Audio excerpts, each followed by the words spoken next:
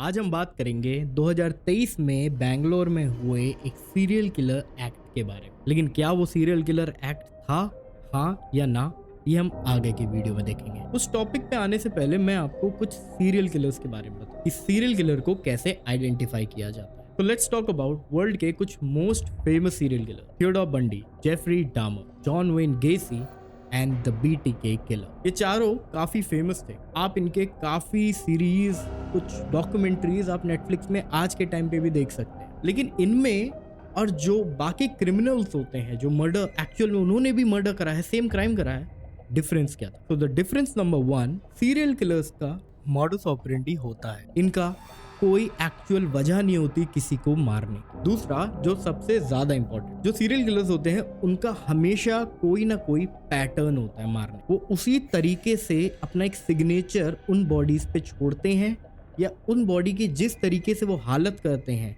वो उनका एक सिग्नेचर मूव होता है, जिससे उनकी आइडेंटिफिकेशन होती है कि ये काम इस बंदे ने ही किया है। एग्जाम्पल, थियोडोर बंडी। थियोडोर बंडी के सारे विक्टिम्स 18 साल से 35 साल की लड़कियां थी, जिन्हें वो बहला फुसला कर अपनी गाड़ी में बैठा लेता था, उनको कफ करता था और देन उनके साथ सेक्सुअल एक्टिविटीज करता था। आफ्टर दैट वो उनको सिर्फ स्ट्रैंगुलेट करके मार दिया करता था। दूसरा case, Jeffrey Dahmer. Jeffrey Dahmer actual में एक गे था। उसके सारे विक्टिम्स लड़के ही थे, 18 से 25 साल के बीच में। वो उन बच्चों को अपने घर लाता था, उनको स्ट्रैंगुलेट करता था और देन उनकी बॉडीज को कई हिस्सों में काटने के बाद अपने ही घर में डंप किया करता था। Third, John Wayne Gacy. Same as Jeffrey Dahmer, वो भी एक गे था।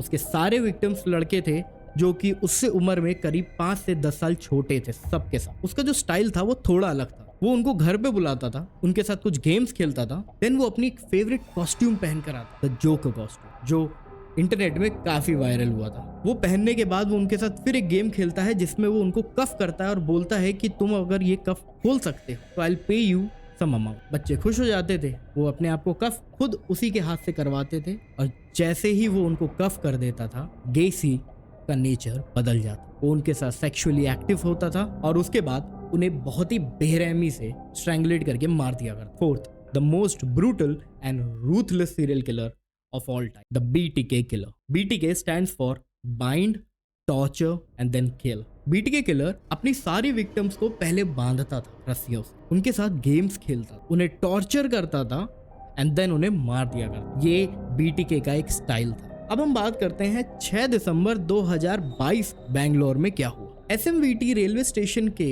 एक पैसेंजर ट्रेन में एक येलो शैक से लिपटी हुई बॉडी पुलिस को मिलती है। जब बॉडी को खोला जाता है तो वो हाईली डिकम्पोज, इट मीन्स वो लड़की काफी पहले ही मार दी गई थी। और जब उसका एनालिसिस होता है तो पता चलता है मरने से पहले उसके साथ सेक्सुअल एक्टिविटीज की गई थी एंड देन उसे स्ट्रैंगुलेट करके मार दिया गया। बॉडी ऐसी कंडीशन में थी कि उसे आइडेंटिफाई नहीं करा जा पाया। 4 जनवरी 2023 को यशवंतपुर रेलवे स्टेशन बैंगलोर में प्लेटफॉर्म नंबर 1 के बाहर एक ब्लू प्लास्टिक ड्रम के अंदर एक लड़की की लाश मिली। सेम पहली वाली कंडीशन। वो बॉडी काफी हाईली डिकम्पोज थी, जिसकी वजह से आइडेंटिफिकेशन नहीं हो पा रही थी। लेकिन आफ्टर पोस्टमार्टम ये पता चला कि वो एक लड़की थी। बिफोर डेथ उसके साथ सेक्सुअल एक्टिविटी की गई थी एंड देन उसे सेम पहली केस की तरह स्ट्रैंगुलेट करके मार दिया गया। अब आते हैं 3 महीने बाद, 12 मार्च 2023, SMVT रेलवे स्टेशन के बाहर सेम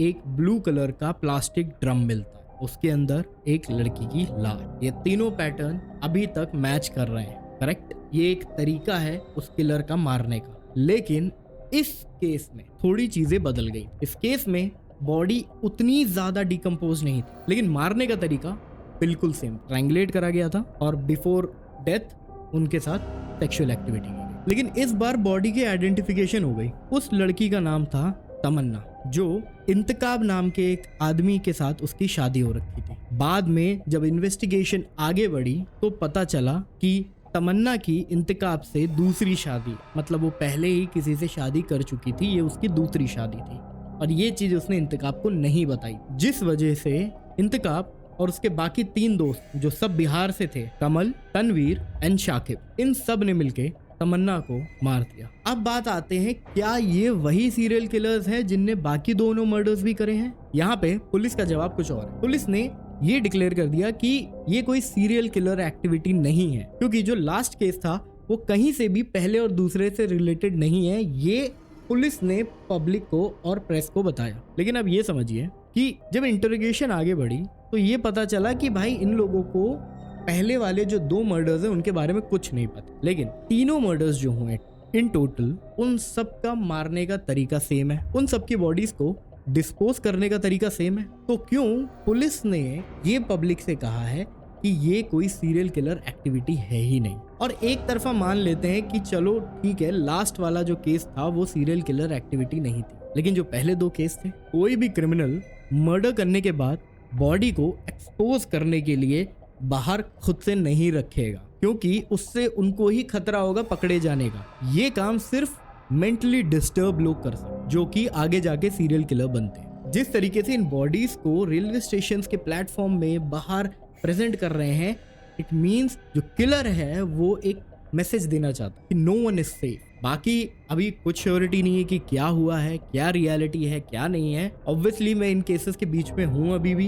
अगर कोई भी अपडेट होगा I will pin down in the comment और I will make a new video. Thank you so much for watching the video. If you like it, अगर आपको ऐसे मिस्टीरियस चीजें पसंद है तो काइंडली सब्सक्राइब इट एंड मिलते रहेंगे। Bye bye.